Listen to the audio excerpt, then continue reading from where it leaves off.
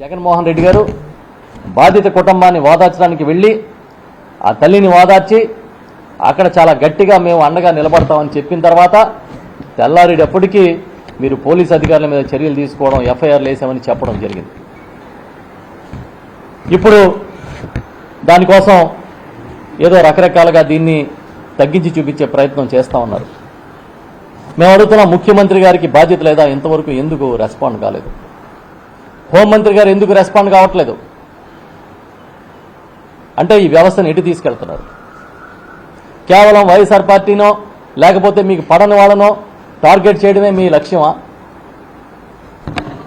మీరు ఎప్పుడైతే social media కార్యకర్తలు మొదలుకొని అందరినీ హెరాస్ చేయడం అనేది అలవాటైపోయిందో, పోలీస్ అధికారులు ఎవరైనా కొట్టొచ్చు, ఎవరైనా చంపొచ్చు అనే స్థాయికి వచ్చేశారు. ఇవాళ జగన్మోహన్ రెడ్డి గారు అనే నాయకుడే కానీ రాష్ట్రంలో గట్టిగా నిలదీసే పరిస్థితిలో కానీ లేకపోతే ఏమై ఉండేది రాష్ట్ర ప్రభుత్వం, ఏ విధంగా ప్రవర్తించేది అనడానికి ఇప్పుడు జరుగుతున్న సంఘటనలే ఉదాహరణ. జగన్ గారు బాధిత కుటుంబం దగ్గరికి వెళ్తే తెల్లారేటప్పటికి ఎఫ్ఐఆర్ వేశారు. ఎక్కువ రైతులతో సమావేశం పెట్టి మీరు కానీ ఫీడ్ ధర తగ్గించకపోతే నేను రంగంలోకి దిగుతాను, ఆందోళన చేస్తామని అంటే ముఖ్యమంత్రి గారు మీటింగ్ పెట్టి ఫీడ్ ధరలు తగ్గిస్తారు. మామిడి రైతులు జగన్మోహన్ రెడ్డి గారిని కలిసి వైఎస్ఆర్ పార్టీ నాయకులను కలిసి కష్టాలు చెప్పుకుంటే దానికి వైఎస్ఆర్ పార్టీ అండగా ఉంటే, జగన్మోహన్ రెడ్డి గారు అండగా ఉంటే మాత్రమే మీరు మామిడి రైతులకి ఆ పరిహారాన్ని ప్రకటిస్తారు. పొగాకు కొనడం లేదు, రోడ్డు మీద తగలేసుకునే పరిస్థితి ఉందని రైతులు ఆందోళన చేస్తుంటే వారికి జగన్ గారు అండగా ఉన్నారన్న తర్వాతనే మీరు పొగాకు కొనాలని చెప్పి స్టేట్మెంట్లు ఇస్తారు. ఇవాళ ఈ రాష్ట్రంలో ఒక వ్యవసాయ మార్కెట్లు ఎవరు నియంత్రిస్తూ ఉన్నారు? కొంతమంది వ్యక్తులు, కొంతమంది శక్తులు ఇవాళ వ్యవసాయ మార్కెట్లని నియంత్రించే పరిస్థితి ఎందుకు వచ్చిందని అడుగుతున్నాం. ఈ విధంగా చూసుకుంటే మొత్తం మీ ఫెయిల్యూర్స్ రోజు రోజుకి ప్రజలు అర్థం చేసుకుంటున్నారు. కాబట్టి బాధితులందరూ జగన్ గారి దగ్గర క్యూ కడుతున్నారని ఈ విషయాన్ని చెప్తున్నాం. ఒక పక్క లాకప్ గురించి, లాకప్ డెత్ గురించి డిస్కషన్ జరుగుతుంటే మీరు మాత్రం మేకప్ గురించి, మీ మేకప్ వేసుకున్నారని ఎవరో విమర్శిస్తే దాని మీద మాట్లాడతారు. మాజీ మంత్రి గుడివాడ అమర్నాథ్ గారు ఆ రోజు మాట్లాడిన మాటల్ని హోంమంత్రి గారు అనిత గారిని కించపరిచారు, మేకప్ వేసుకున్నారని కించపరిచారనే విధంగా మీరు 2 రోజులు 3 రోజుల పాటు ఒక ఉద్యమంలాగా నడిపించారు.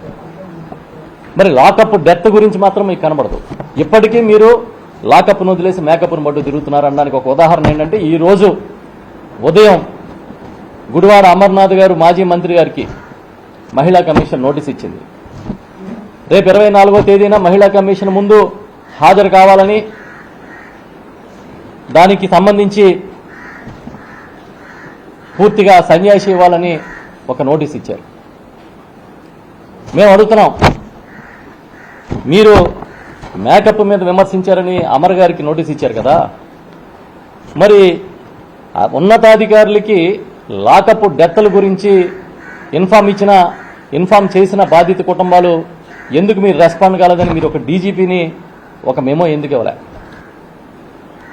ఆ కన్సర్న్ సిపికి ఒక మెమో ఎందుకు ఇవ్వలేదు? ఈ ప్రభుత్వం ఏం చేస్తుంది? మేకప్ మీద పెట్టిన శ్రద్ధ లాకప్ల మీద పెట్టండి. లాకప్ల్లో ఏం జరుగుతుందో, ఎవరిని తీసుకొచ్చి చిత్రహింసలు పెడుతున్నారో గమనించండి. సీసీ కెమెరాలు అంటారు, ఫ్రెండ్లీ పోలీస్ అంటారు. నిన్నగాక మొన్న మా దగ్గర 12వ తేదీన జరిగిన ఒక ధర్నాలో పాల్గొన్న ఒక కుర్రాడిని, కేవలం ఒక యువకుడిని బైండ్ ఓవర్ చేస్తున్నారు. అంతకుముందు ఏ కేసులోనే నువ్వు ధర్నాకి ఎందుకు వెళ్ళావు? ఇలా ఎంతమందిని మీరు హెరాస్ చేస్తారు రాష్ట్ర వ్యాప్తంగా? భయభ్రాంతులను చేసి పరిపాలన చేద్దాం అనుకుంటున్నారా? వెళ్తారు, అమర్ గారు 24వ తేదీన అటెండ్ అవుతారు, ఖచ్చితంగా అటెండ్ అవుతారు. ఆయన చెప్పాల్సింది చెప్తారు. మీరు ఆ మేకప్ మీద శ్రద్ధ తగ్గించి ఈ లాకప్ల మీద శ్రద్ధ పెంచమని చెప్పి ప్రభుత్వానికి చెప్తున్నాం. ప్రజా సమస్యల మీద శ్రద్ధ పెంచండి అని చెప్తున్నాం. ఆక్వాకల్చర్కి సంబంధించి ఈ రాష్ట్రంలో 99 పైసలకు మీరు ఎకరం ఇస్తే సాగు చేస్తున్న రైతులు కాదు వాళ్ళు. అహర్నిశలో కష్టపడి తామంతట తాము ఒక పరిశ్రమ స్థాయికి దాన్ని తీసుకొచ్చి రైతులు తమ జీవితాన్ని పణంగా పెట్టి పెట్టుబడులు పెట్టి అక్కడ అక్వాకల్చర్ చేస్తుంటే ఈ దేశానికి విదేశీ మార్గద్రవ్యాన్ని కూడా ఆర్జించి పెడుతున్నారు. అక్కడ ఒక మాఫియాలాగా తయారయ్యి ఫీడ్, సీడ్, ఎక్స్పోర్ట్స్ దగ్గర, కొనుగోలు దగ్గర రైతుల దోపిడీ జరుగుతుంది. ఇవాళ ఫీడ్ రేటు ఫిబ్రవరిలో 4 రూపాయలు, మొన్న 10 రూపాయలు, 14 రూపాయలు పెంచి ఇప్పుడు మళ్ళీ ముఖ్యమంత్రి గారు ఏదో మాట్లాడారు, రేట్లన్నీ తగ్గించేసామని 4 రూపాయలు తగ్గించామంటున్నారు. అంటే ఈ టెక్నిక్స్, ఈ జిమ్మిక్కులు రైతాంగం అర్థం చేసుకోలేరని మీ ఉద్దేశం.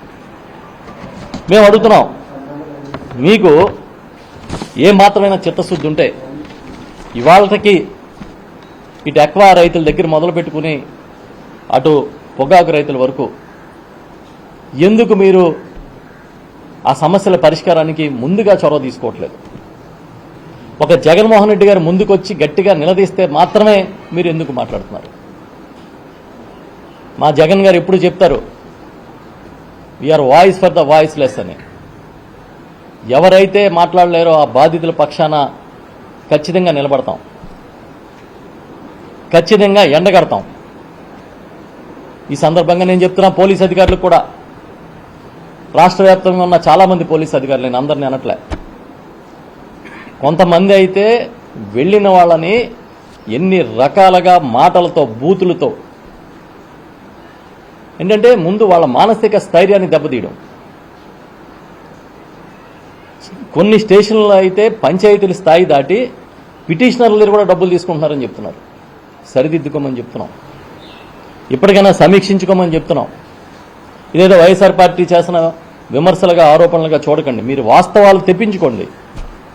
మీరు కాసేపు విదేశీ పర్యటనల మీద, పెట్టుబడుల మీద శ్రద్ధ తగ్గించి క్షేత్రస్థాయి మీద దృష్టి పెట్టండి. క్షేత్రస్థాయిలో ఏం జరుగుతుందో తెలియని పరిస్థితుల్లో రాష్ట్రాన్ని గాలికి వదిలేసి మేమేమన్నా అంటే విరుచుకుపడడానికి మీ దగ్గర మొత్తం రకరకాల యంత్రాంగాలు ఉన్నాయి. ఈరోజు చాలా విషయాలు మాట్లాడాలి మీతో, ఎందుకంటే చాలా చిత్రం.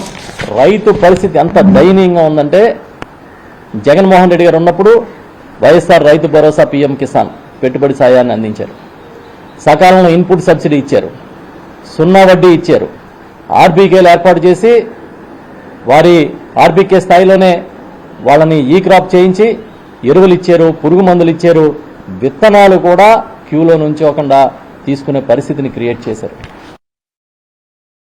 మరిన్ని అప్డేట్స్ కోసం ఛానల్ ను సబ్స్క్రైబ్ చేయండి. నోటిఫికేషన్స్ కోసం బెల్ ఐకాన్ పై క్లిక్ చేయండి.